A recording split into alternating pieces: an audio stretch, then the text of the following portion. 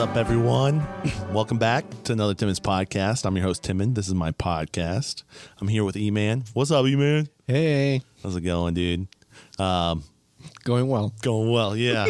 Have you ever been on a podcast before? No. You do a live podcast I feel like all the time, though. Yeah, so throughout the week, I stream video games and talk out loud, but the official podcast were just straight conversation, first time. Yeah, this is great, yeah. Dude. Welcome, bro. Real quick, I'll just say, if you're not watching the YouTube video, go on YouTube, check it out, subscribe. It's Timmons Podcast.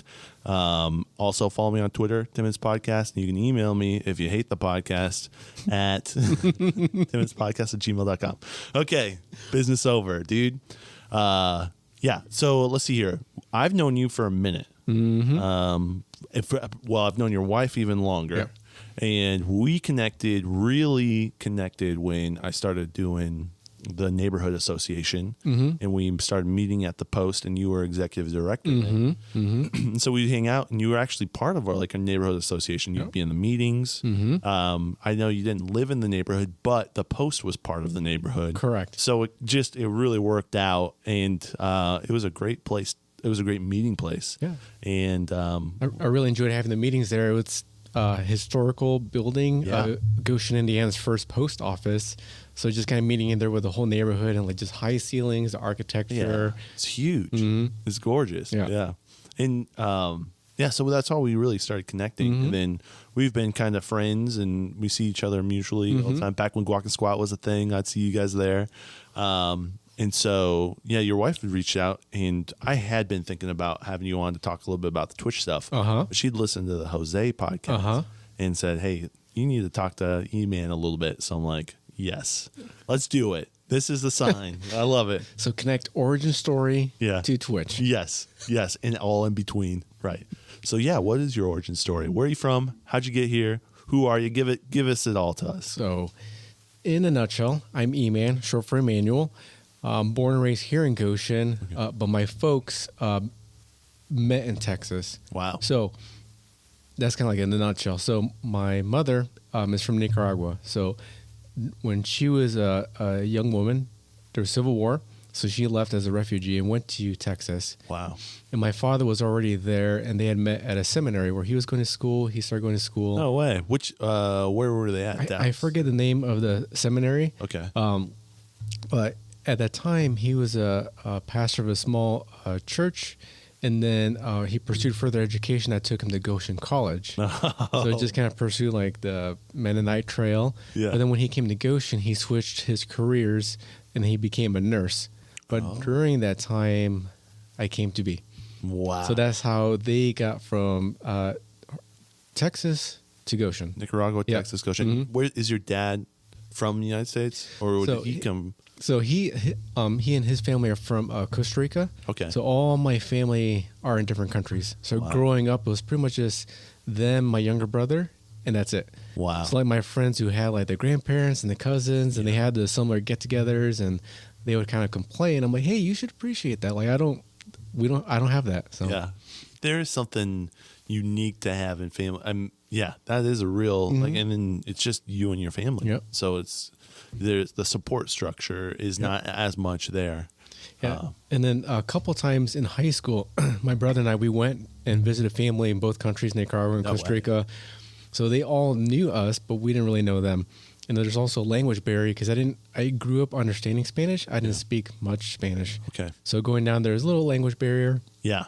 Then when my wife and I, Lindsay, got married, our honeymoon was in Costa Rica. So part of it, we were visiting family, and they had a second reception for us. Yeah. But it was this kind of same thing. They all knew me. I didn't really know them. So yeah.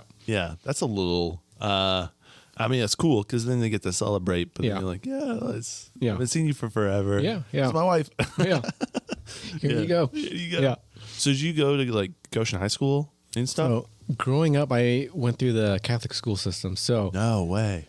So here in Goshen, I went to St. John's the Evangelist. Yeah. So actually, that's where E-Man kind of comes into play. So in 6th grade, I was watching a show called Family Matters. So a lot of folks remember it with Steve Urkel in it, and he's this kind of nerdy guy going to Neighbors. And then the oldest brother there, his name was Eddie, and his best friend called him E-Man in a couple episodes.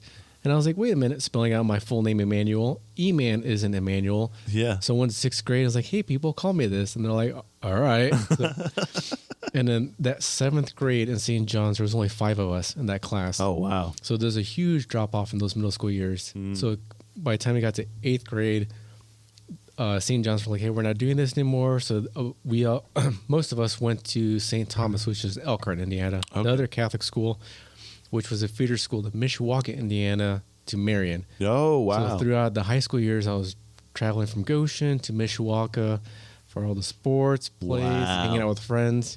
Yeah. And then eventually, so 8th grade, people kind of knew me as E-Man. It spread in high school. Yeah. A bunch of us went to Purdue University. Oh, wow. So, like, I just was called E-Man everywhere. So then halfway through my career, college career, I'm like, I got to get used to getting called Emmanuel, because once I go working, E-Man just kind of weird. Yeah. In my first couple of real jobs, my managers were like, hey, do you have a nickname by chance? Emmanuel's kind of a mouthful. No way. And I was like, some people call me E-Man. Like, I mean, like, everyone did. Even my mom, in the rare moments when I would get in trouble, like, she would yell E-Man instead of my full No name. way. Yeah. So that's stuck. Yeah. That 6th grade decision has just directed your life. Yep, pretty much. And then just ever since then, like, all the jobs, it's just easy to remember, unique enough. Yeah. Well, you do a good job. Every time I talk to you or if I introduce my friends, you're like, I'm E-Man, but my full name is Emmanuel. Yeah. Like, oh, okay. Yeah, this makes sense. I didn't realize, Mishawaka, that's a little bit of a trek. My wife is from Mishawaka. So when we were dating, I'd go visit her. It's not too far away, but it's far enough away that you don't think about it. Yeah. If you're like living in the Goshen bubble, you know, you don't. It's kind of just far. Same with Elkhart in a way. I was just talking to someone with Elkhart's just out of, it's only 15 minutes really from here to downtown Elkhart, but I don't think about it. And I barely ever go. Yeah, you know? And so, but why did your dad and mom choose Catholic school? If they were Mennonite, I'm guessing Mennonite or kind of fall in that Mennonite vein. Yeah, I think it just went to education. They just heard good reviews as a Catholic school system at those times, and they just kind of kept me continuing through that track. Yeah. Yep. Yeah. Was that a good education? I would say it was. I mean, I know when I was a freshman at Purdue, one of the first English classes at high school, we were writing 10-page papers, but I had roommates who struggled writing like 3 pages paper. Wow. Yeah. So it's like I realized that I was really set up from what I did in high school for college work. Yeah. And you're like, this is easy. Yeah. I've done this many a times already, and that's kind of cool. Yeah, I was like, a 3-page paper. That's all you've ever done. Like, yeah. Yeah. That's crazy. Yeah. So, what'd you go to Purdue for? So, in high school, when I was deciding between colleges, I was between 2. I was between Michigan and Purdue. Mm-hmm. So I knew I wanted to study psychology. Okay. But I was also playing rugby throughout my high school career. Very cool. And Purdue had the #1 rugby team in the Midwest at the time. And they also had a psych program too. So I ended up going to Purdue mainly for their rugby program. That's awesome. Did you play rugby in high school and stuff? That's cool. Yeah. So that's actually a whole story in and of itself. So freshman, sophomore year, going from Goshen to Marion, we only had there's a group of us here in Goshen that went, and we only had one parent that could travel. So we were there, dropped off really early, and we wouldn't get picked up till 7:30 in the evening. You were there for the full day. Yeah. Yeah. So joining sports just kind of helped pass time. So in the winter months, football practices at early morning. We were there at 6 a.m. before janitors were there because that was our only ride there. Yeah. Springtime, I was in track and field. But that just kind of passed time. But then at 5, there was another sport that I never heard of, had practices, and this will help pass time, and it was rugby. And I was like, what is this beautiful, magnificent sport? And I just fell in love and kept at it. So, yeah. I played rugby for a couple of years in college. Nice. So I was a prop. So okay. Yeah. What position did you play? A hooker. Oh, no way. Yeah. Okay. So were you loose head, tight head? I don't remember. Yeah, I don't remember. I played for a year. Okay. And we had just started up, and we were playing against we were playing against Fort Wayne, IPFW. We played against a couple other colleges, and we got creamed every single time. And then I really messed up my shoulder. I'm like, all right, I'm not. After I played for a season, then the next season, and it was I don't remember the exact, but I would pull the dude up. I think it was. Oh, nice! Like for the lineouts. Mm-hmm. Yeah. So it was a lot of fun. I enjoyed it. Oh yeah, that's funny when I show my friends, or I work with youth. So when I show rugby games and they just see people getting launched in the air, like what is that? I was like, oh, the ball went out, so they're throwing it back in. But why do they have to launch them? And then it's just always funny explaining and watching people first time seeing it, what is this like? Yeah. How's this work? Yeah. So all right, remind me, is the hooker the person that's between both the back and the front? Is it kind of the so in rugby, there's two groups. There's forwards who are the bigger guys, linemen and backs.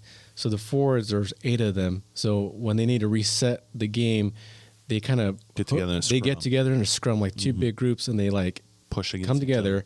But in the front row is 3 of them. So you have the 2 props and the hooker in the middle. Gotcha. So the hooker, they hook the ball back to the rest of the scrum. Pass it underneath and back out. Who's the person that's the between the back and the front? That's usually the person. I forget what the. So most likely that would be the number 9 scrum half. So he's kind of like the quarterback. So he's always at every play. Getting the ball, passing it out. Kind of directing the team in a bit too. Scrum half. Okay, that's what I was thinking. But you're the hooker right in the front. That's awesome. Yeah, no, it's a game that's really easy to explain to others watching it, because it doesn't matter the team, the league. It's always 1 through 15, and everyone has their role and their position, but at any time anyone can pass the ball, tackle, or run with the ball. Just not pass it forward. You have to always pass it backwards. Yeah. That's so much fun. Yeah, I enjoyed it. It was a lot of fun playing. I just think we were so disorganized, and it was kind of a whole let's just figure it out. Did you have fun? I did have fun. Well, I hurt my shoulder, and I was like, I'm not having fun anymore. No more. Yeah. That's cool. So you played that. Did you play at Purdue? Mm-hmm. That's cool. Did you play hooker in Purdue as well? Yeah. That's awesome. Yeah. I bet you had a great time. Did you play all 4 years? I played for the first 2 years. And halfway through my college career, I developed some unhealthy lifestyle habits. So then I stopped going to practices and playing. But I played for the first 2.5 years. College does that. Unhealthy lifestyle choices. I made the same. Taco Bell every single day. Oh yeah. Bad, unhealthy choice. Oh yeah. No, I played 4 sports in high school, college rugby.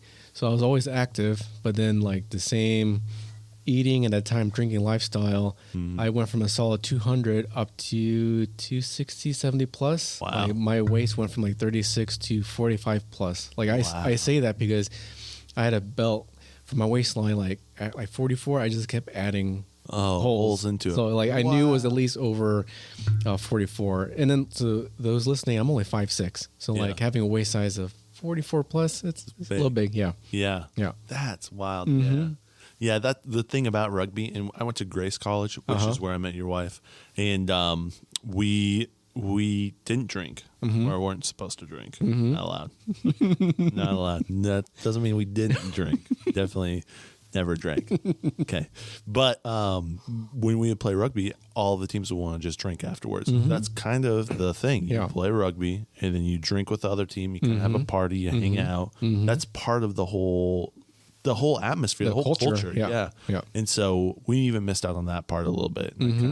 I feel bad because we got a little gypped, but I could see how that would add to the unhealthy lifestyle. You just get lit. And it's part of it, but then when you remove the exercise portion of it, it's those calories aren't getting used. Just ballooning up. So then how'd you get back to Goshen? So at Purdue, I finished with a degree in behavioral neuroscience, so studying the biology behind psychology, and I really focus on health and wellness. So when I moved back to Goshen, it was 2009, and at that time there was no jobs anywhere. Huge crash. So it's hard to find anything remotely related to my field. So I moved back primarily just I graduated, no big plans, just stay at my parents' place for a little bit, save up money, go from there. But no jobs, wasn't really earning much, so I just kind of stayed put in Goshen. Okay, yeah. Just kind of hung out for a little bit. That was probably not fun. That's a tough time to. No, it was a tough time. So, here I went to Purdue, got my degree, came back, can't find work in my field, but I had friends who didn't go to college, and they kind of moved up in their jobs, or they're out of their apartments, they have savings, they've started, young families, that kind of stuff. And here I am with a degree, a piece of paper. Yeah, a piece of paper with debt on it. So yeah, and at your parents' house now. Yeah. So then what'd you do after that? Yeah, so I applied everywhere. And by everywhere, it even included like fast food places, because like everyone at the time, like 30, 40, 50-year-olds were applying everywhere. Yeah. I remember still living in Goshen. There's a new pizza shop that opened up in Granger. It was like a small shop. I memorized the menu, went in for the interview, and they asked if I had any experience working in a restaurant. I'm like, I don't, but I've had like part-time jobs throughout college, and like I know the menu. Like, well, you're both overqualified and underqualified since you never worked in a restaurant. And I was like, just give me something. Yeah. So, that's tough. So after some time, one of my friends who like stayed in the area worked for a local company, J&R Cleaning. So he was like, hey, I talked to my boss. He's willing to give me an interview. So I went and had the interview, and it was formal. It was nice. And then he's like, hey, let's just be real. Like how hard has it been? So he let me be honest about my experience from graduating and picking up jobs. So odd jobs I would pick up were going to Lowe's in Fort Wayne in the middle of the night, just move shelves from like one side of the aisle to the other aisle. And it was like 2 or 3 hours at a time, and getting paid like not much, but then you traveling from Goshen to Fort Wayne, which is about an hour give or take. Yeah. And this is like 2, 3 in the morning. So yeah. So like I was trying like just small ends, like anything I'd find. So this guy was like, all right, I don't have much, but I'm willing to give you a chance, and you can vacuum with my third shift crew. I can give you just a few hours a week, and we can kind of go from there. I was like, I will take it because it's here in town. I don't have to travel anywhere. Yeah. So my first real job out of college was with them, vacuuming at the Essen House. No way. So they had this super professional industrial vacuum you put on my shoulders, strap it in. It's like 30, 40 pounds. Yeah. I was like, all right, this is nice. Yeah. But for those of you who don't know about the Essen House, here in the Midwest, it highlights Amish food and its culture. Yeah. So very good, hearty, home-style food. But they're really known to have something at the table. So there's salt, pepper, butter, but they have the Amish peanut butter. That's the classic. Yeah. Yeah. Which is like a mixture of peanut butter, marshmallow, and secret ingredients. It's sugar and diabetes. Yeah. Oh, I did not know that. So I show up my first night. It's a super nice crew. The manager, she was like, all right, here's a rundown. The whole place is full of carpets, so you'll have plenty to vacuum for the next like 4 to 8 hours pretty much. But if you see any of the peanut butter on the carpet, there's only one way to take it out. So I have this huge, like, nice vacuum. I was like, all right, what's this, like, industrial tool? She reaches into her, like, a little work apron and gives me, like, this tiny, like, spoon that is rusty with crusty peanut butter on it, and that was it. She's like, yeah, the only thing that takes it up is just getting your hands in these and scraping peanut butter off the carpet with a spoon. Oh, my goodness. Yeah. So that's crazy. So you probably did a lot of that then. Yeah. So I was there for hours, third shift, just like vacuuming, picking up peanut butter. And then during this time, like halfway through my college career is kind of where I began my faith and a relationship with Jesus, and then started praying and all that kind of stuff. So like young in my faith. So I remember having tough prayers where I was like, God, I'm trying to follow you, but here I am, like on my hands and knees, and I just graduated Purdue. My friends are doing well, and I'm scraping peanut butter off the carpet. Yeah. Why am I here? So they're just kind of having those like thoughts in the middle of the night with a backpack on me and everything. So just questioning. Yeah. What is going on? Yeah. So learning it's like, all right, it's okay to be honest in your prayers. And I was still young in my faith, so I was like, what am I doing here right now? Yeah. Oh my word! I bet that was like a dark time in a way. Going through that. I know that was a tough time for this area because like it was like 35+% of people were unemployed. In this county for like those couple of years, it was just devastating. Oh wow! How'd you come to your faith? Like, how'd that all come about? Yeah, so with the poor lifestyle habits I had, I mean, to put it like just out there, dealt with alcoholism, and that just kind of had some pretty severe consequences that left me feeling guilty, full of shame, that kind of stuff. Yeah. So empty. Yeah, empty. Yeah. And then growing up through the Catholic school system and just kind of learning the rules, I had the impression that there were certain things that I had done at that point that were unforgivable. So dealing with is like, well, I still believe in God, but if there's nothing I can do now, like since it's unforgivable, like why bother? Stuff. So it was kind of like this, it was like this vicious cycle. And then one of those nights, just kind of breaking down on the floor crying, like which kind of happened like periodically just at the nighttime. I just kind of heard like this voice whisper, like this audible, and it just said, your sins are forgiven and tossed as far as the east is from the west. Wow. And I knew enough that I was like, all right, that's from the Bible, but I don't read it enough to know that like where that verse is. But I was like, all right. So it's just kind of like at some point during that time, I just kind of accepted like, all right, what was done at the cross, it's a free gift. I just have to accept it.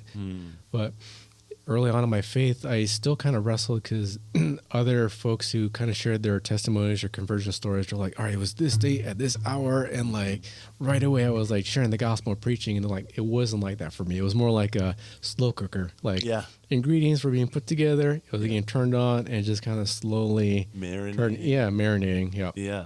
That's interesting. Mm-hmm. Yeah. I remember from my faith, I remember a specific time. I don't remember the date, but I remember it was like a light bulb moment. Like, oh, this is this is where it is. But it's a journey too. You can't. Here it is. That's what. Yeah. I mean, some people it's like that, but that's fascinating. Yeah, shame, dude. Shame gets you. Yeah, shame really gets you. Like, I'm not good enough. Yeah, it's like, dude, that's not true. That's so not true. Yeah. It's kind of hard when that inner critic is speaking louder than your inner coach. Yeah. You know?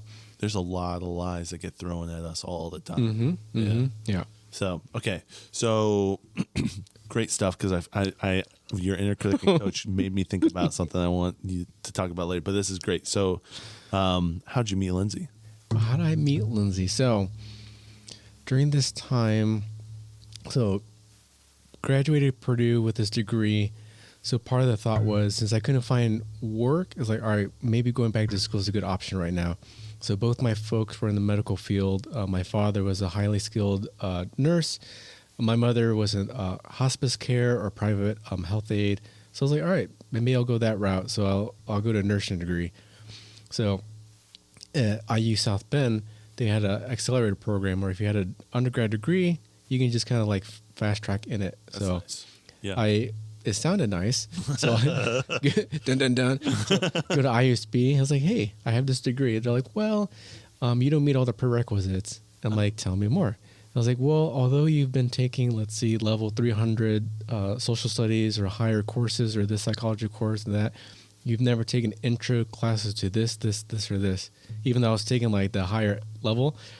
And I was like, I beg your pardon. It's like, it's policy. You have to do the prerequisites. So for a year and a half, I was doing prerequisites, which was really nice because I was engaging with the teachers at a different level than the other peers. So they would just kind of listen to our conversations. But I was like, all right, I have to do prerequisites before I can even apply for their nursing program. Wow. So during that time, I was going to, I think they called it a Bible club. Like it was a Bible study, but they just called it like something club. Yeah. So it was there weekly. And then one of those nights, in comes this girl, cute. I was like, oh. And then a guy comes with her next to her. I'm like, oh, never mind. This maybe eye candy, like we'll leave it at that. Yeah. But after every Bible study, we always went out to eat for fellowship. So this night we went to IHOP. So love it. Driving over there and then go in and I see the cute gal. And then the guy that she came in with is like in the other side of the room at like another table, like everyone. I was like, oh, they're not together. Oh. And I was like, wait a minute. The only seat available is next to her. This is kind of like when I'm young in my faith. I'm like, God, is this a sign? And like, I don't know. So I sit next to her and I said hi. And I was like, hey, what's your name? She's like, oh, it's Lindsay. And I'm like, I know we just met, but I have a soul searching question for you. She's like, what? What is it? I was like, is that with an EY or an AY? And she's like, whoa, it's an EY. It always annoys me when people spell Lindsay with an AY or different ways. So, and then she's like, well, what's your name? I was like, well, let's have some fun. Like, if you had to guess what my name is, like, what would you guess? And she was like, well, I don't know. Iman? And I was like, what? You probably heard someone say E-Man like all night tonight, and like that's pretty close. She's like, no. Like, I really like Indian culture, and I watch Bollywood movies, and I just watched this movie, and one of the side characters, his name was Iman, and it just kind of came to my mind. No way. Mm-hmm. And then she got a notification on her phone, and it was a Mario sound or something like that. Yeah. And I was like, what? And I pulled out my phone, and I had an emulator on it where I could play NES games. So I actually had the Mario game on my phone. So no way. So you're just connecting. Yeah. Oh my. So that's where we met, and then we were just friends for a while before we officially started dating. Wow. Mm-hmm. That's crazy. Yeah. So it was during your time while you were doing IUSB stuff. Yeah. So, and then she was also going to Grace, which is in Winona Lake. Mm-hmm. So from Winona Lake to South Bend, and me from Goshen to South Bend, like she was there visiting a friend. Like her friend was like, hey, if you want to hang out, like I'm always here every week. So it was just by chance. And that's why she came. Yeah. And it was probably the one time she was going to go. Mm-hmm. No way. Yeah. Dude, that's so cool. Mm-hmm. Yeah. And so I mean, Goshen to Winona Lake is closer than, I think a little closer than South Bend. Yeah, it depends on traffic and all that kind of stuff. Yeah. Wow. Yeah, but just by chance, we were both at the same place, sitting at the same spot, It just all worked. That's such a cool thing. Mm-hmm. That's so cool. How long, you guys have been married for a while. Yeah, so this October will be our 12th wedding anniversary. Wow. Mm-hmm. Yeah. And we've actually been members at our church longer than we've been together. So there for a while when we were dating and having, what'd she say? Like I heard her and her Grace friends always call it DTR, define the relationship. Yeah.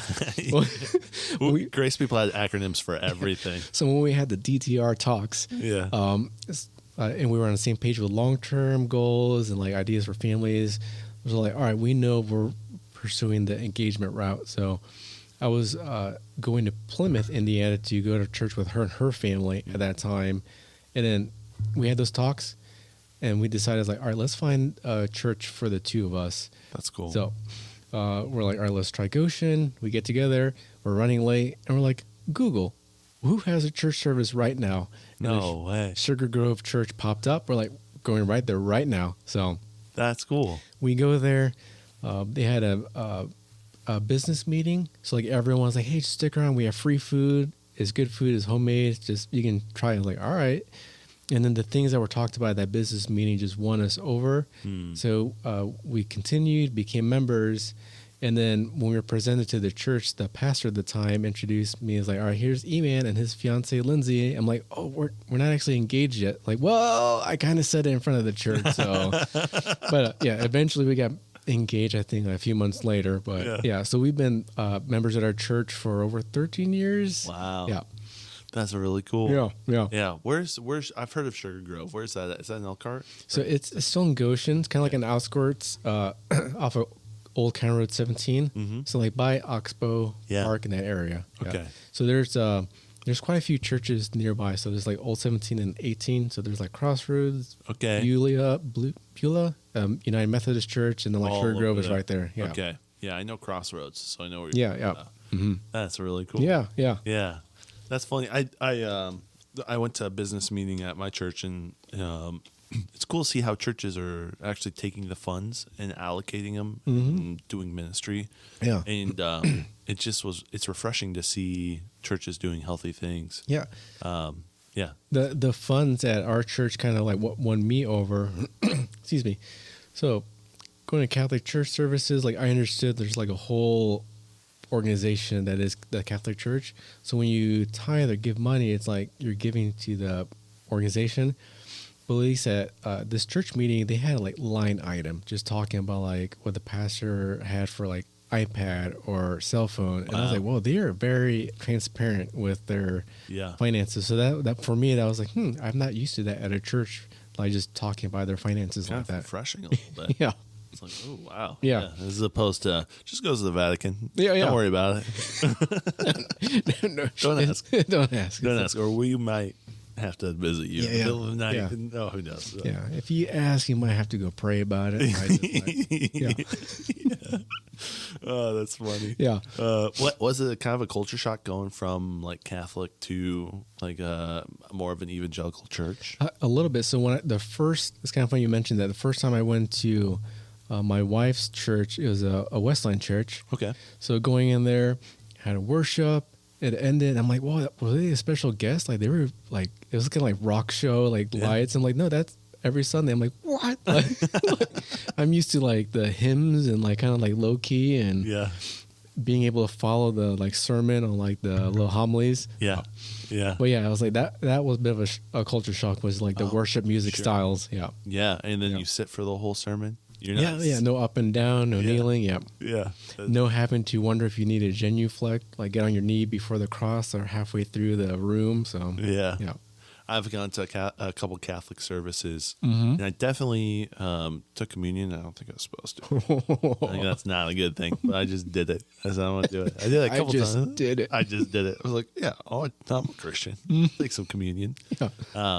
But I really, Catholicism is very interesting. And I enjoy some aspects of it, like the ritual pieces of things. I'm like, that's kind of cool how they have that symbolism in their life all the time. Yeah. You know, I know that sometimes it gets really legalistic. Yeah. You just start following the symbolism instead of the actual belief. But it's the more I grew up in that rock style church. Yeah. So coming into Catholicism and watching a Catholic church was like, I'm not Catholic, but visiting that, it was like a culture shock to me. I'm like, this is really fascinating. Yeah. I always wonder what it's like on the reverse. Yeah.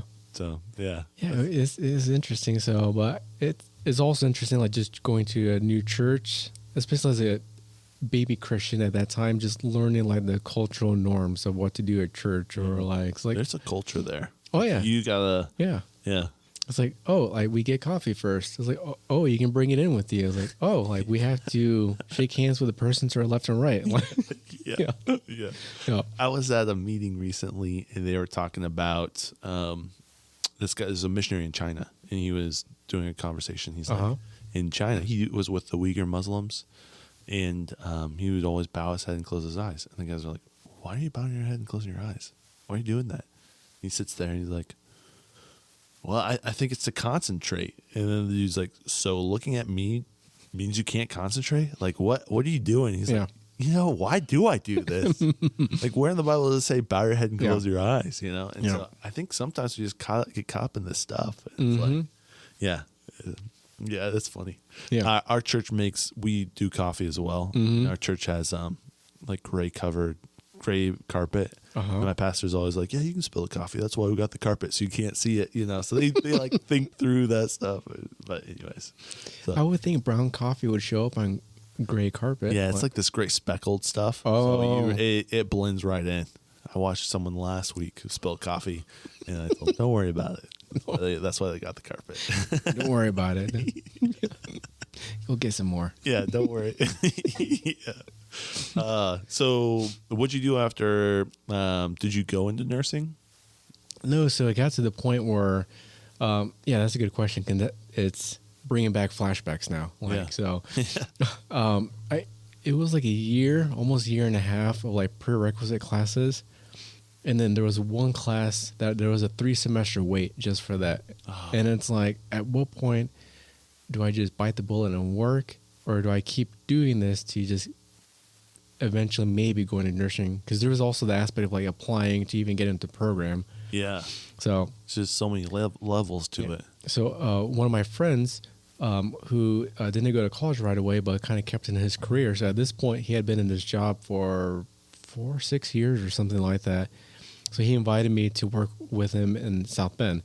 So creating custom orthotics for children. So then it was like back to like, all right, living in Goshen, driving out to South Bend, but it was a regular shift during the daytime, and it was a 10-hour shift, so it was Monday through Thursday. So so only 4 days in a row. That's nice. And it was really nice because here in our area, the snow can like go up or down. Like we could have like a really big snowstorm. So going from Goshen to South Bend could take an hour and a half rather than 45 minutes. But I've always been like a strong worker. So my boss was like, hey, if you're late, that's fine. Because there's guys who lived right across the facility that were always late. No, like, so I was always using examples like, well, why can't E-Man always be on time? And he lives all the way in Goshen. So as opposed to you, where I can see your house. Like, oh, why that's funny. Yeah. So you did that for a while then? Yeah. Yep. So I did the custom orthotics, and it was really neat. Like we would get cast, put plaster in them, correct them, and just create a custom boot to kind of help kids who struggled walking or like learning how to stand up. So it just kind of gave them that support as well. Yeah. Yeah. That's so cool. And then part of my degree in Purdue, I was really focused on the health and wellness, especially nutrition. How does exercise affect us, our behavior, our internal mood? And then they started, as the company grew, they needed a wellness coordinator. So I was able to like apply some of the stuff I was learning and just I bet that felt good. Yeah, just able to create like healthy competitions or bring resources, or they created a gym on site. So just kind of like using that with some of the staff as well too. Yeah. So I was like, oh, this is cool. So you're actually utilizing some of your degree that you got from Purdue in this. Yeah. And then that led me to my next professional job out of Purdue. So I was there for 4 or 5 years or so. And then here in Goshen, a local gym opened up, Anytime Fitness. Yeah. So over in Linway Plaza. Yeah. So they were still kind of under construction, but they had started the hiring process. So I went through it and then connected well with the team, and they offered me a position. And I was like, I can work part-time, but I have Fridays off in the weekend. So I worked in South Bend Monday through Thursday, and then the gym Friday, Saturday. No way. So I was working 6 to 8 weeks, but it was nice because I kind of felt in my element where it's like, all right, I'm able to apply what I learned. I'm like developing this culture and this community. Yeah. And this spot opened up to become their member experience manager, and they offered me a full-time position. So I was like, oh, like here I am, like I young in age in my dream job, and like I am here to help create goals, help members achieve it, but also create this culture and community where they're supporting one another as well too. Yeah. Because at that time, earlier I kind of shared where I ballooned up in weight and poor lifestyle, but growing up for sports, college, rugby, my academic knowledge, I knew what to do. And then I knew I had the discipline and grit just from sports to like get back on track. So I lost over 90 pounds. I've kept it off. Wow. So I knew part of my calling in this role was also become a personal trainer and working with people who are brand new to exercising or who just had a significant amount of weight to lose. And coaching them through that. Yeah. Encouraging them and showing them the path. And the way. Yeah. Because like for some of the folks, like it takes a lot of strength and courage just to get to the gym. So by the time they're through their doors, like their journey has been so much at that point. So I just wanted to provide a welcoming atmosphere, and the community there were really, really welcoming too. That's cool. Yeah. Are they still around? Is Anytime still there? Okay, very cool. I think I remember. I think we may have met when you were still working at the gym. Oh, all right. Because I'd see Lindsay. Right. Like I said, I knew Lindsay from college. Yeah. And you come back to Goshen, and when you see Grace people that are living in the area, it's like, oh, hey, what's up? You know? Yeah. And I think we had rubbed shoulders, but we didn't like know each other. Yeah. Like I think, like I said, I really got to know you when you're at the post. But I have like memories of you at the gym. I think I saw posts, or maybe her post or something. So about you just kind of getting in there and creating culture and And then during that time, she also she worked at several coffee shops, and then was offered a job at the Electric Brew, which was for her. It was like her kind of like dream job. So it was like, oh, look at us, like we're like doing our marriage. Doing it. Like, she was working at a coffee shop in Warsaw. I remember on 15, almost as you get into Warsaw. Yeah, the studio. Yeah. I remember going there one time and seeing her. Yeah. They had like a bunch of crafts and stuff there too. It was a neat concept where like it was like the small house selling arts and crafts supplies. Yeah, paint supplies and scrapbooking things. Maybe. And the way it was set up, it looked like just decoration. So everything you saw was for sale. Yeah. But in the middle of this like house was a coffee shop, and that ended up being the generator. Yeah. Well, it's a way to get people in too. Yeah. Yeah. It was and they had the seats. It was comfy. It was really a neat environment. So. Yeah. I remember going there once or twice, and I think she was working there. That's cool. So then she worked at Electric Brew. I didn't know that. Mm-hmm. Yeah. No way. So here we were like, and for that job specifically, she had like expressed interest, and it wasn't until like I think 2 years later that they finally offered her a position. Wow. She's like, I will take it. So we were living our best life there for a little bit. Yeah. Yeah. Doing gym and Electric Brew. That's so cool. Is that like 2016? Oh, this would have been 2015. So it probably would have been like 2014, give or take. Yeah. Because I was at the gym for also about 4 years or so. Yeah. Yep. Yeah. Wow. Yeah. So it's one of those things where like I've been at some amazing places and like I have to grow. I've grown, but it's quite not yet at the 5-year mark at some of those places. So I like it's in 4-year increments in my mind. Really? Back, yeah. Yeah. So you're here for 4. Yeah. 4. That's crazy. Yeah. Yeah. I was just talking to a fella, and he was telling me that his increments in his life are 8. 8. So every time 8 years comes up, he's ready to go do a new thing. Yeah. And then if you look at like, I don't know if you get into numerology at all, but 8 in significance in the Bible is new beginnings. Ooh. And so he's like, it just works out. Yeah.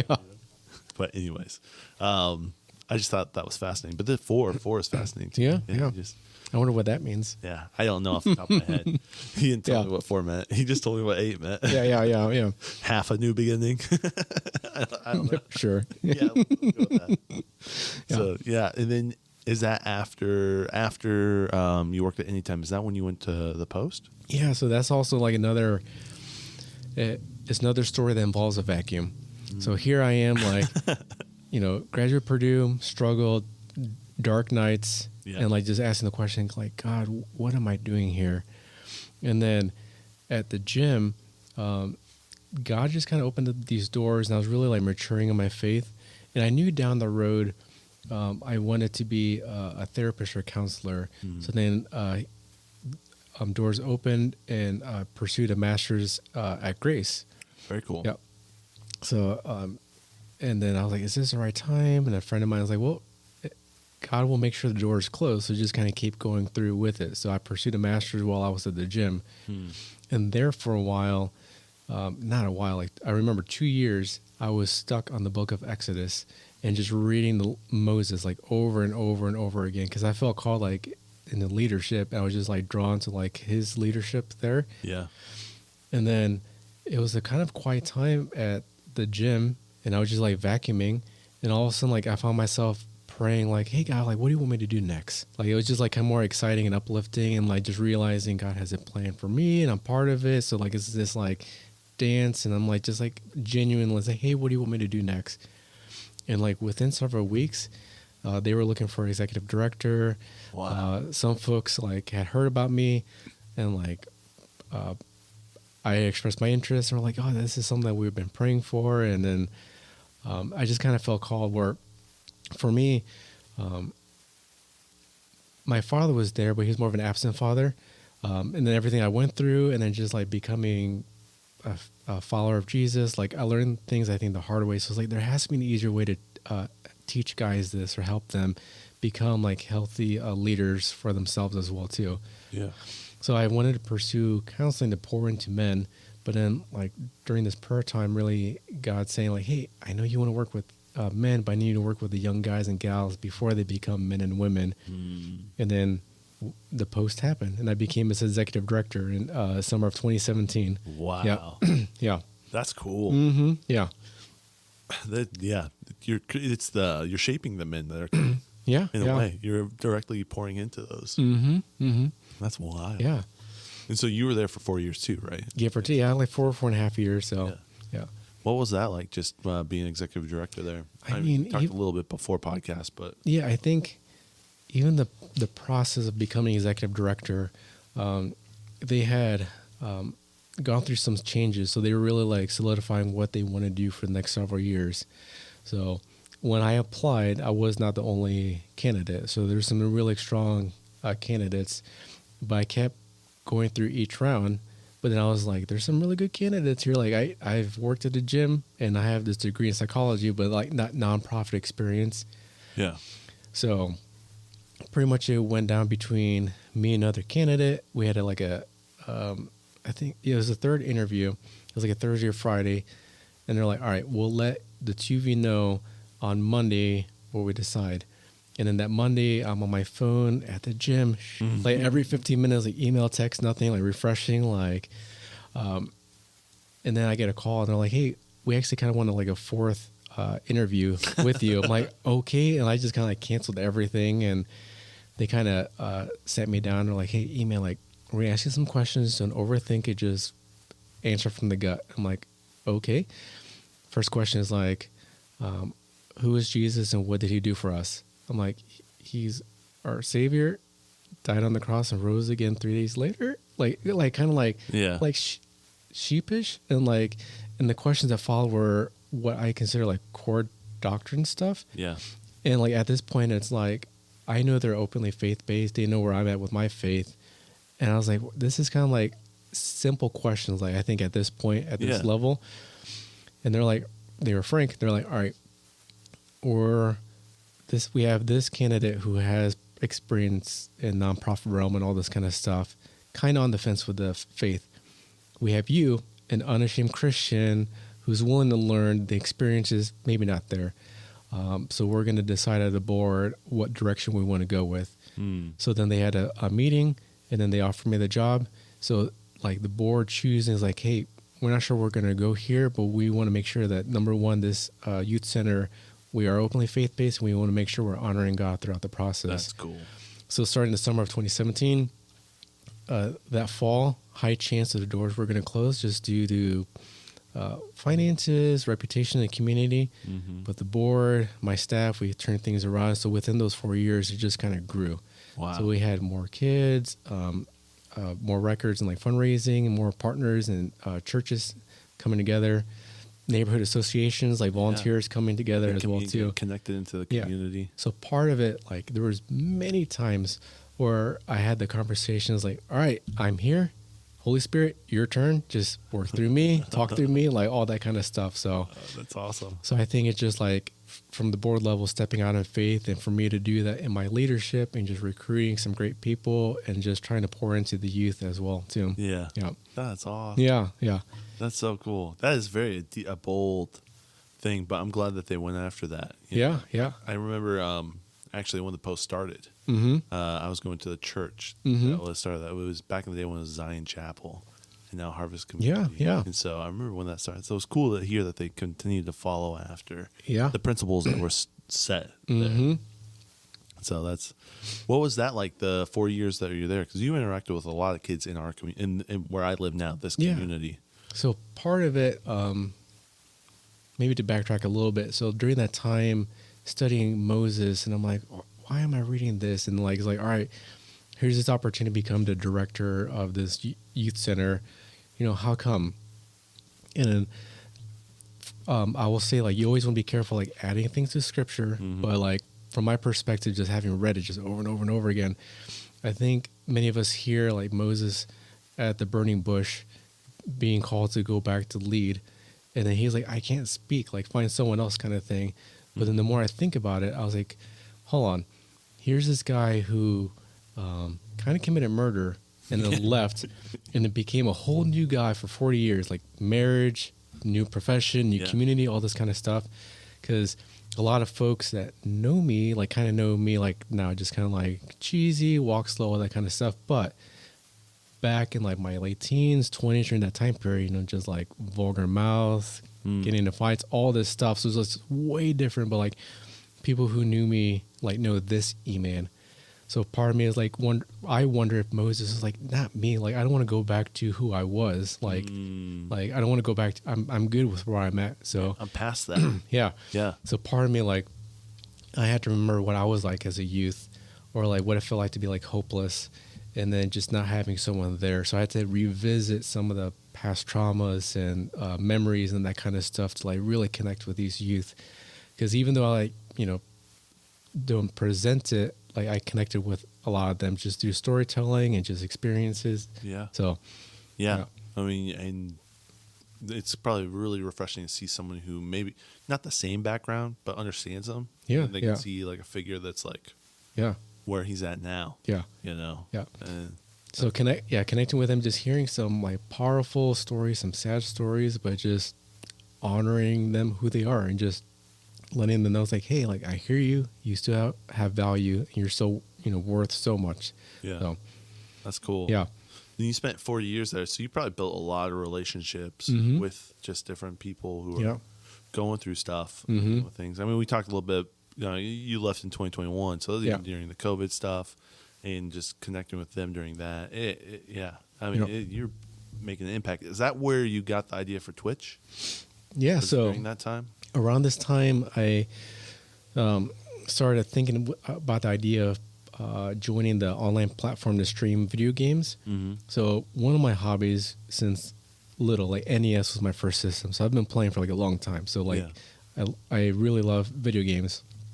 And then seeing some of the teens at the post watch streamers, it's like they're playing the Call of Duty or Fortnite, but they're really vulgar in their humor and just their interactions. And it's like, man, like I don't know about that. Like, and like I watch also on Twitch, and I'm a big fan of like fighting games. So like Street Fighter has a Capcom Pro Tour, but it's just like professional commentary with these like high level like players. Yeah.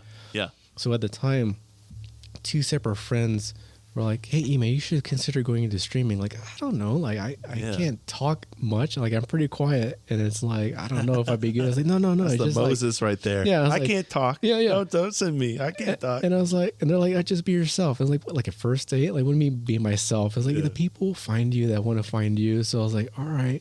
So, but during the time as a director for the Post, like it's really busy. There's a lot of things happening. Like when you're in charge of a nonprofit with so many moving pieces. Yeah. And especially in that role and really we were a small staff. So we're always trying to like connect with the youth, and they would reach out to us in the middle of the night. They're in crisis and we're trying to help out in different ways. Yeah. Where I wasn't taking time to pour into me, or I didn't have my own time to just to rest and relax. So you're pouring out, but not getting poured into. So my personality type is easy for me to plan out every 15 minutes of my day, from waking up to going to sleep, but never really scheduled like relaxed time. Yeah. So I was like, all right, I was gifted Spider-Man on PlayStation 4. I'll play through it and I'll do it online. So I was like, if anything else is forcing me to play it, even if no one's watching me. So I started on PlayStation 4 with like a little PlayStation 4 webcam. So it was like just a basic black background game, and my webcam that's all like kind of pixelated. Yeah. And just kind of... I've seen those Twitch streams. Yeah. I know exactly what you're talking about. Yeah. So I just kind of like played and like kind of talked. And then I read enough where it's like, all right, if you keep the same schedule and the consistency, and you can work the algorithm in your favor. So I was like, grow. Yeah. So it grew, but it helped me actually like enjoy like playing video games, because at this point I hadn't played for a while, and then like Spider-Man had won many awards, and I was learning, it's like, this deserves every award it won. So and it just kind of grew. Experiencing. Yeah. So then it just kind of grew, and then I kept finding myself saying the same thing, and it became my catchphrase. It's like taking mental breaks through video games and community. So like, this is a mental break for me. I keep it at 60 minutes, because any mental break, you want to be in control of it. Like, hobbies are good, but you want to make sure they're not overtaking your time or schedule and stuff like that. So and that's what I did for a long time, just encouraging others to take a mental break. But for eons, my gamer tag has been Mr. Tetris 9. Yeah. And I've played Tetris. So then I was like, all right, it's time. I should try speedrunning Tetris. So the newest game is called Tetris Effect. Okay. And have you played that game before? So I'm terrible at Tetris. Well, it's a fun game, and they teamed up with all kinds of researchers and musicians. So when you play a lot of Tetris, and you don't play it, sometimes you can kind of see the pieces, or you like dream about it or whatever. It's called like the Tetris effect, where it just kind of like is there. Yeah. So they worked with all these researchers, scientists, and musicians to create like scientifically compose music that every time you move the tetramino, the block, it interacts with the music. No way. The faster you go, the faster music goes, and it's just like the tempo of it, and then the background is like visually, like it's meant to be played in VR, so like it's all immersive, like from visual to sound as you're playing Tetris to enhance what's called the Tetris effect. So wow. So I started playing it, and then I started using my platform as it grew to kind of more of an educational piece, like teaching what I'm learning or what I've learned to the audience, but also connecting back to the youth.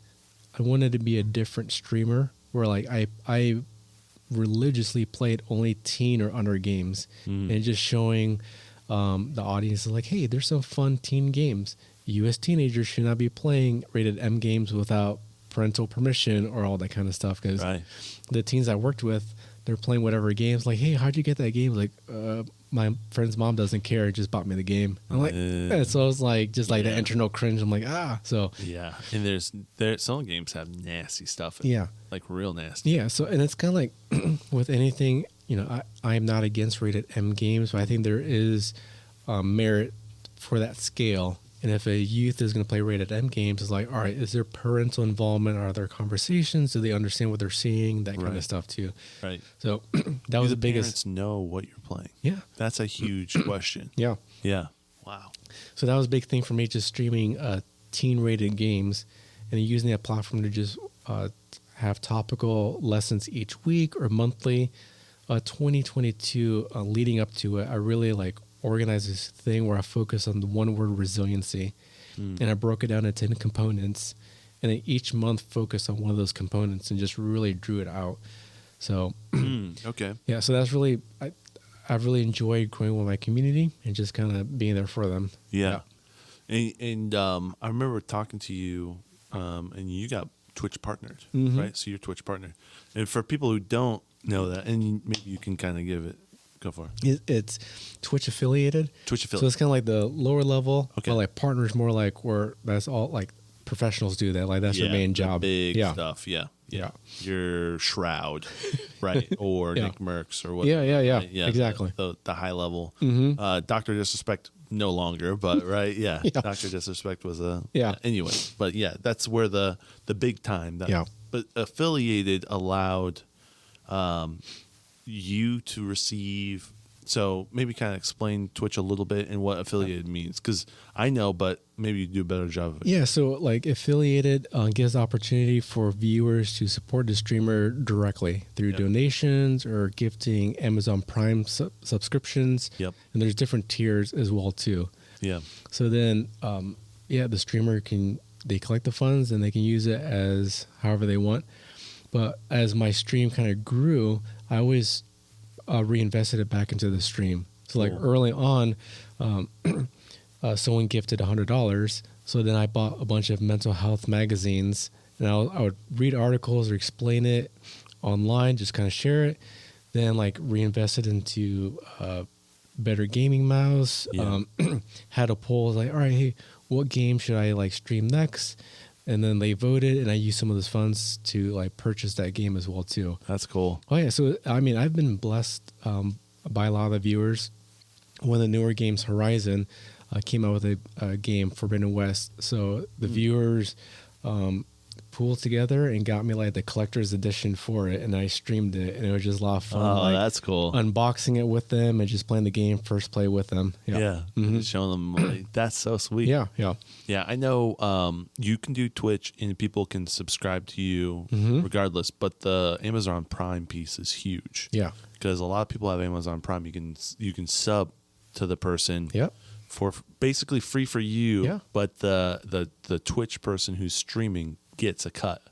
And it's a great way and to have that ability opens up so many more people to actually subscribe to you. Which is cool. So but for me, that's been the biggest thing is all right, here's income, but how can I give it back to the community? How can I invest into all this? So I love that. And I remember you telling me you'd have different things the 10-month you were working through, and you'd be like, this month we're talking about anger and how to healthily deal with that. And I love that you have a direction behind what you're doing because it's like, so many kids are dealing with anger. Yeah. And, and they're gravitating towards Twitch. Anyways, that's where culture is being created, Yeah. Like what poggers, right? That was a gamer culture thing that like is in our system. I mean, I hear it, I see it. It's like, I don't know if that's allowed to say it anymore. I don't know, but it's like there's things that are being created through video games, and it's like, and it's being. I see it in real life. Yeah, culture is being created there. So I'm glad you're making an impact there. Yeah, that's so cool. And the neat thing with like Twitch, so even if you're not watching live, you can always go to my channel and watch like previous videos. And typically, with streaming only 60 minutes, usually I do the lesson within like the first 15 minutes. So usually there's like a 5-minute just intro, saying hi and warming up in the game. Then by like the 10-minute mark is like the little lesson that I kind of draw out for the rest of the stream. So even if folks don't watch it live, they can go back and just kind of catch what's going on. And yeah. Do you stream just once a week or what? So currently I stream twice on Tuesdays and Thursdays. Nice. Yep. Yeah, those are your time stuff. Yeah. That's fun. Yeah. What game are you playing through right now? So right now, for April, so each April, my family will always take a vacation. So like the last 2 weeks, I just kind of for fun was playing through the Mario Kart 8. We got the DLC, so I was like, hey, let's have some fun. Let's get some trophies and these new DLCs. Yeah. But this month, I'm going back into speedrunning Tetris Effect. No way. So my goal, currently I'm 44th in the world. No way. So my goal is to get into the top 30. Oh, wow. So there for a while, I got 35th in the world. And I was like, I'm good. I'm like going to retire, play some other games. But then like Tetris Effect came out for Switch and then came out for the PC. And then like my number like started going down. I'm like, wait a minute. Like, I am Mr. Tetris. I have to come back. Yeah. This is my namesake. I must go. Yeah. So that's the goal moving forward, is just working through that. Yeah. And then this month, May, is a mental health awareness month. So just providing a lot of resources out there and different generic mental health topics. Yeah. And I think I know the answer to this question, but did having kind of a direction of what you were doing help you get affiliated easier? Like, this is who I am. This is the kind of the message I want to spread.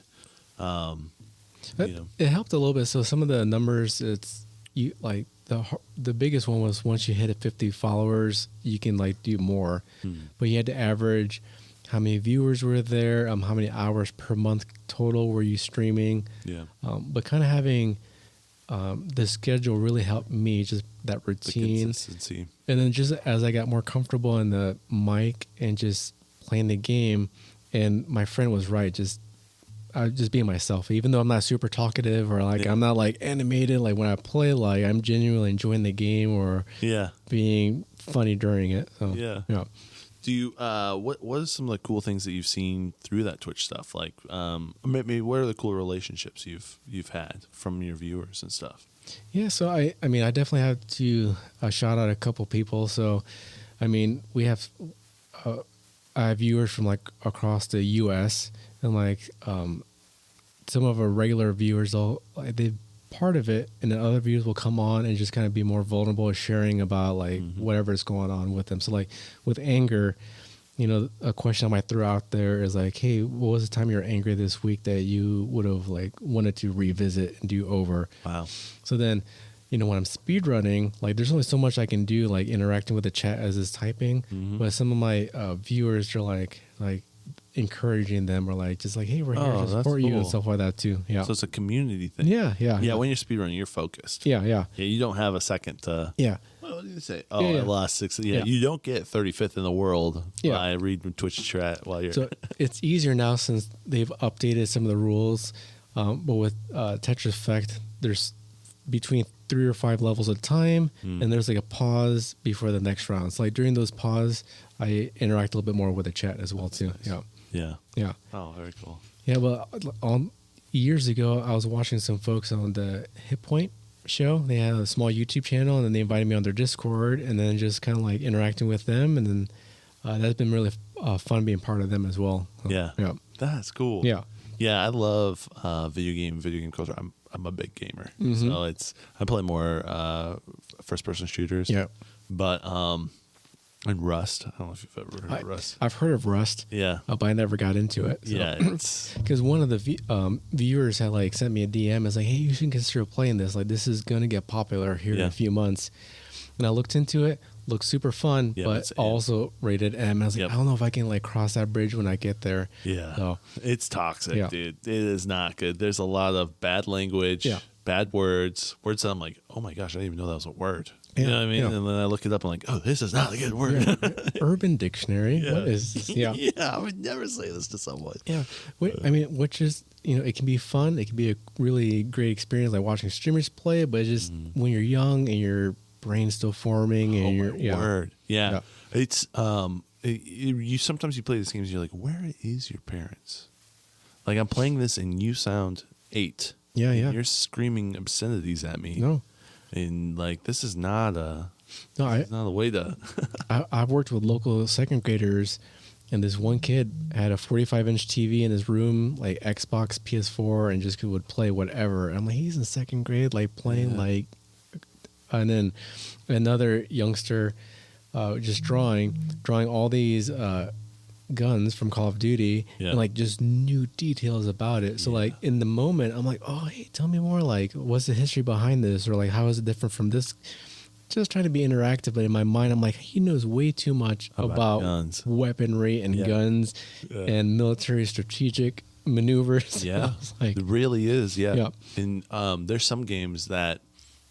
People play just because of how realistic the guns are. Mm-hmm. I'm not sure if you're familiar with Tarkov. Mm-hmm. It's a game, but the people love it because they can literally build their guns the way they want to, like you would in real life. Yeah. Like, you can modify your gun this way or that way, and it's like, oh well, I know this bullet and the way it drops and all that stuff. It's too much for me. I'm like, I want something simple. I like more of the Fortnite. Give me a shotgun. And it doesn't even look like a real shotgun. So or whatever. I grew up playing video games where you had like so many lives, and if you ran out, back to zero. Yeah. Locally at Concord Mall, they used to have an arcade. Yeah. So I used to go in there. So you had to make sure your quarters lasted, because once those were done, they were done. Yeah. And I read this article talking about like kids and like first person shooters. Yeah. And kids years ago, when they play outside with each other and they accidentally push each other, they're like, oh, I just hurt little E-Man. Like, I see he hit his elbow. That was my fault. Yeah. But video games nowadays, with the Royal Rumble aspect, the Battle Royale aspect, where like there's 100 live players, you die, you just go to the next game. There's no waiting anymore like there used to be in video games back in the day. So no consequences. Yeah, so youth are growing up not seeing the consequences, because like if they die in a game, it's just you go on. But when they see consequences in real life, there's dysregulated emotions. They just kind of blow up. They don't realize there's consequences to it. Yeah. Wow. So we're literally training our kids to like, I mean, that's just how it is. That's what video games have been. Yeah. Just not emotionally not be able to handle it. Well, yeah. I mean, some of it, like I think our age group, we're kind of like in this bubble where we kind of knew what life was like without internet, and now we're going with it. We kind of grew up like having batteries, so we knew like, all right, we don't have rechargeable batteries. Like we have to wait to go to Walmart or wherever. Right. But youth nowadays, like if it's a phone, switch, just connect it. It's always on, always available, that kind of stuff. So there's a lot that goes into it. That the current youth are growing up like the constant access. Always. Yeah. Constant. Always available. There's always 100 new players to play. There's always 100 new, like, are you 8? Like, they're always there. So yeah, it's crazy. It's I mean, when I played 64, and so there was no online access, and if you want to play with your friends, they had to be there. Yeah, and so there was a lot more of that's with the Rumble back cartridge. I was like, oh, you have one of those? I played Donkey Kong 64 with the Rumble pack. That's classic. So that's cool. And all right, so we've kind of talked about your whole up until now. What are you doing now? Like, I feel like this is kind of all culminating to what role you're in now. Oh, like, are you speaking professionally? Professionally, yeah. Yeah, so there's a few projects I'm working on. So still streaming on Twitch and all that kind of stuff, but from pursuing masters And then like working at the Post, I also started on assigned biblical counseling for men.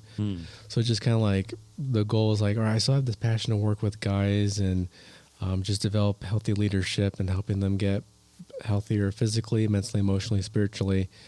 So that's kind of like on the side that I, during the daytime, I work at Basher Children's Home. So it's a residential center. So I offer support and encouragement to youth and staff there as well. Yeah. Yeah. That's cool to see that you've been working. I mean, you're really affecting the next generation. Yeah. But I love that you have a vision for the future generation, the people who are right now around you, your peer group or older. Yeah. That's really cool. What are you doing? And this is a totally another random question. Around there. What you said that you lost that 90 pounds, and you're active now. What's your like workout schedule look like now? How do you stay active? What does that look like for you? I think so. There's no routine as far as like workout as like, all right, I'm doing like upper body on this day or lower body on that day. It's just being active throughout the day. And I generally, if I can, this kind of sounds odd, but like I'll like sit on the floor, whether it's just like reading or if I'm eating breakfast or something. So I'm always like just going up and down, just moving as well. So and then just walking more as much as I can as well. One of the healthy habits I always do is every morning, first thing within like 2 minutes of waking up, it's just like drinking 16 ounces of water. Really? Yeah. And if I'm feeling extra tired, then I put a little bit of salt in it, because like salt is like electrolytes that they will put in like Powerade or something. So that just kind of like wakes me up in the morning as well too. Wow. Yeah. Yeah. I kick myself because it's like the first thing I go to is coffee. Yeah. And I think that's pretty normal. Yeah. So, I mean, I have coffee also every morning as well too. And then it's not your first thing. No, it's not my first thing. So I just drink water, slam it really quick, and then just start like working on toast or oatmeal, and then just doing the coffee as well. Yeah. But one of the things I learned losing so much weight was like I knew what to do. And like one of the sports I did in high school was wrestling. So I knew how to cut a lot of weight really quickly in unhealthy ways. So I was like, I know it's better to lose slowly and just make sure the habits stick. Yeah. So early on, whatever I ate, no matter what, quarter of it, I don't touch. So within 2 weeks, I lost 7 pounds. So I realized my portions were way too big. So some of it is just be intentional. If I'm eating, use a smaller plate. And then and things like that. Like if I go out to eat, it's like, all right, just stick to this one plate or just this one portion or that, things like that as well. Yeah. Just start limiting yourself. Yeah. It's that always on convenience that we live in. Yeah. That just allows us to get that bigger plate or whatnot. Yeah. Well, that's like, I mean, that's a whole other conversation, because even like in the U.S. in the 50s, the average size of a plate diameter was 9 inches, but like early 2000s it grew to be 13 inches. So like the plates got bigger and the portions got bigger. And there's other research that shows like people eating soup, like they had bowls that wouldn't leave the table, but one bowl had like a little spout in the bottom, so you just kept repouring soup.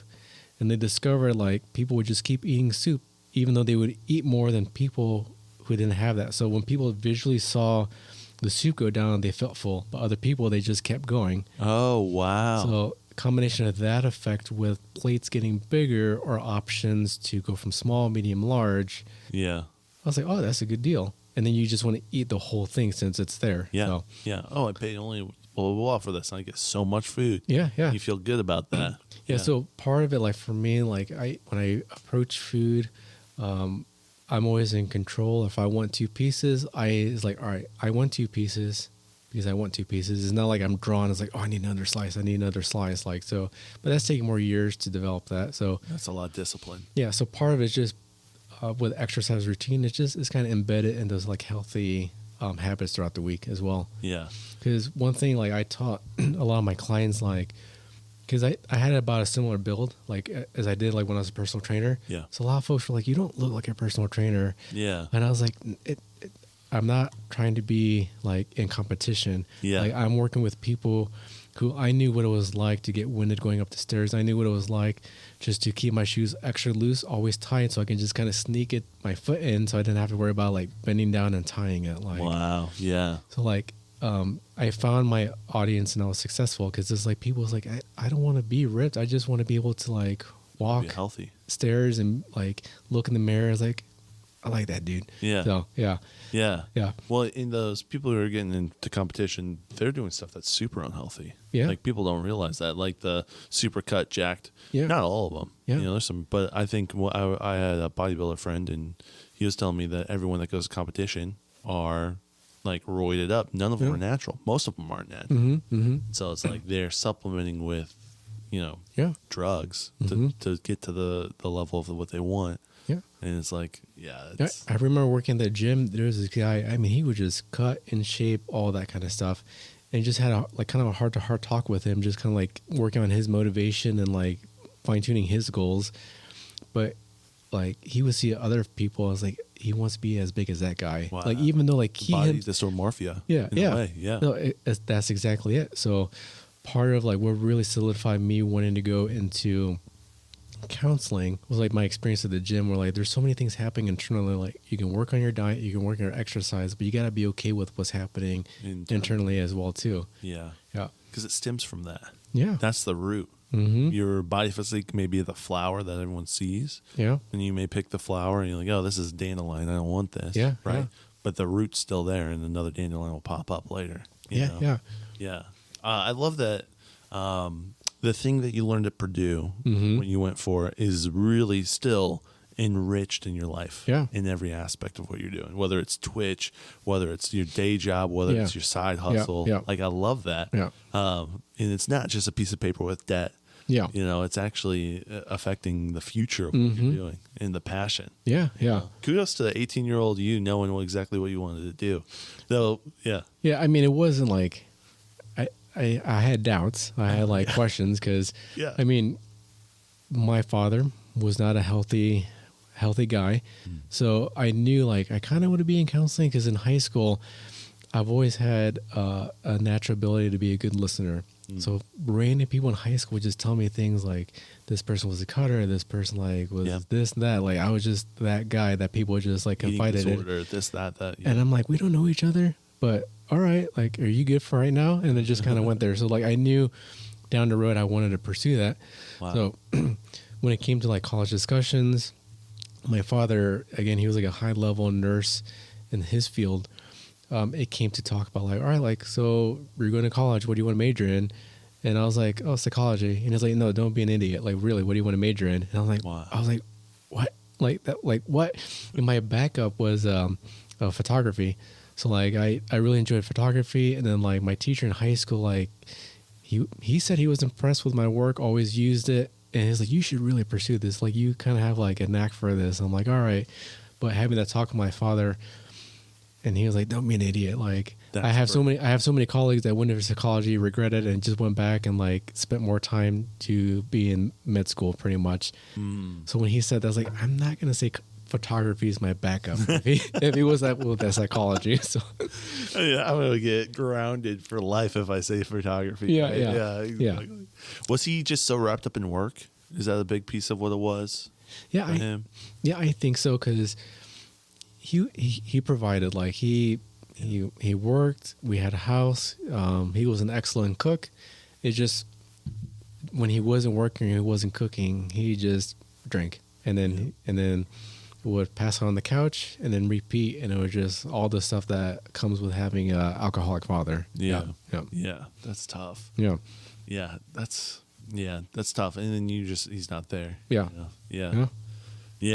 That's it's cool that you've I mean, a lot of people that affects them for a long time, and I'm sure it still affects you, but you've done a lot of, it sounds like, introspective work. I mean, there's been a lot of work there, because through that work, realizing like, all right, some of the things that were traumatizing that I was experiencing, I didn't really process, or it just affected me. So like during those like early college years, it's like that's where the alcohol just kind of numbed everything down, and then it's easy. It's a solution. And then realizing like years later, it's like, oh, that's why that like led to the lifestyle, or like this is why I behaved or acted a certain way. No, that makes total sense. Yeah. Wow, man. Well, we've done an hour and a half. Nice. Can you believe that? Yeah. Let's wrap it up here if that's cool. If there's anything else you want to talk about or shout out, or I want to make sure that all of your links and stuff are in this episode if they want to come watch you on Twitch or all that. I have a quick story about all my links. So everything is Man of Goshen. Okay. Except like streaming is Mr. Tetris 9. But the quick story is going from Goshen to Purdue. Like a lot of people in Mishawaka, Marion went to Purdue. Yeah. So, and they lived like Elkhart, Goshen, different places. So at Purdue, 2 questions. What's your name? Where are you from? My friends would be like, I am so-and-so, and I am from Notre Dame. Yeah. And I was like, what? You're from Goshen. Yeah. Like, no, like no one knows it. And then they're like, oh, it's like 45 minutes away and all that. Yeah. So I was like, you should be proud of where you're from. So like, I was adamant as like, I'm from Goshen. And they're like, what's Goshen? And I would just explain it. Yeah. And then Twitter at that time has started getting like pretty popular. So I joined it, and Man of Goshen was my username. And then Facebook, when it first started, and then it opened up to like a handful of universities, and Purdue was one of them. No way. So I joined it pretty much day one. So some of my Facebook memories are as old as teenagers that could be driving or voting. Like they're just like going back 16, 18 years. So like, wow. So like there's like facebook.com/Man of Goshen, LinkedIn, Snapchat, Instagram, all Man of Goshen. All Man of Goshen. Oh, that's cool. Well, I know Lindsay's is Woman of Goshen. Yeah. So that's cool too. Yeah, both you and your wife. So that's kind of like where that started, but that's where like it just kind of little brain. But yeah, I love that. Yeah. Well, and it makes sense because you're like, my name's E-Man. Yeah. And it's just, this is how it is. Yeah. And I'm going to be adamant about it. And it's grown from that. Mm-hmm. I love that. Yeah. Mr. Tetris, what is it? The number, Mr. Tetris and the number 9. So it's all together. All together. Yeah. Yeah. Well, folks, for sure, go check out your Twitch Tuesdays and Thursdays. What time? 9:30 Eastern. 9:30 Eastern. Mm-hmm. Oh, that's nice. Yeah. So it's just nice before you go to bed. Yeah, and it's the Tetris effect again. Like even if it's not watching, it's really cool just having your phone on or iPad and you're just listening to the music in the background. Yeah. So it's a whole audio visual experience. Yeah. So I mean, even the soundtrack is like just phenomenal. So even if you're not watching it, it's cool to listen to. So in the Discord I'm part of, we have a huge like book club. So we're just sharing like current books. So it's just kind of like reading and you're just listening to the music. Oh, that's sweet. Yeah. Yeah. That's so cool. Well, E-Man, thank you so much for coming on, bro. Thank you for having me. This was a blast. Yeah. Yeah. Thanks for talking about your story and all the crazy things. Cool. And this is good. Yeah. Well, cool. All right, folks. We'll catch you next time. Bye. Bye.